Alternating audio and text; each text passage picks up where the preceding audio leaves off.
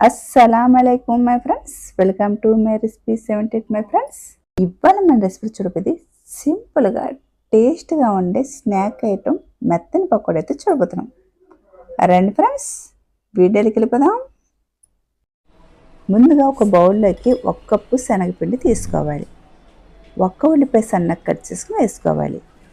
3 పచ్చిమిరపకాయలు సన్నగా కట్ చేసుకుని వేసుకోవాలి. సన్నగా కట్ చేసిన కొత్తిమీర కొద్దిగా వేసుకోవాలి. అలాగే సరిపడా సాల్ట్ వేసుకోవాలి. 1/2 టేబుల్ స్పూన్ తినే సోడా, 1/2 టేబుల్ స్పూన్ కారపొడి. ఇప్పుడు ఒకసారి బాగా కలుపుకోవాలి. ఇలా బాగా కలుపుకున్న తర్వాత ఇప్పుడు మనం ఇందులో కొద్దిగా నీళ్ళు వేసుకొని కలుపుకోవాలి. ఒకవేళ నీళ్ళు ఎక్కువైపోయింది అనుకోండి, మరి కొద్దిగా అయితే మీరు శనగపిండి వేసుకోవాలి. అందు గురించి కొద్దిగా చూసుకొని మనమైతే నీళ్ళు వేసుకోవాలి. చూసారా, ఇలా కలుపుకోవాలి. ఇలా కలుపుకున్న తర్వాత ఇప్పుడు మనం స్టవ్ వెలిగించుకొని స్టవ్ మీద ఇలాగ కళాయి పెట్టేసుకోవాలి. ఇలా కళాయి పెట్టేసిన తర్వాత ఇప్పుడు మనకు ఫ్రైకి సరిపడినంత ఆయిల్ వేసుకోవాలి. ఆయిల్ వేసుకున్న తర్వాత ఇప్పుడు మనం కలిపి పెట్టుకున్న పకోడీ పిండిని ఇలా కొద్దిగా తీసుకొని ఇలా పకోడీలాగా వేసుకోవాలి.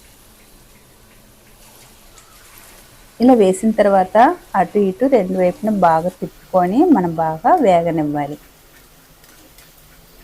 ఇప్పుడు పకోడీ వచ్చి బాగా వేగిపోయింది. ఇలా వేగిన తర్వాత ఇప్పుడు మనం పకోడీని తీసేయాలి.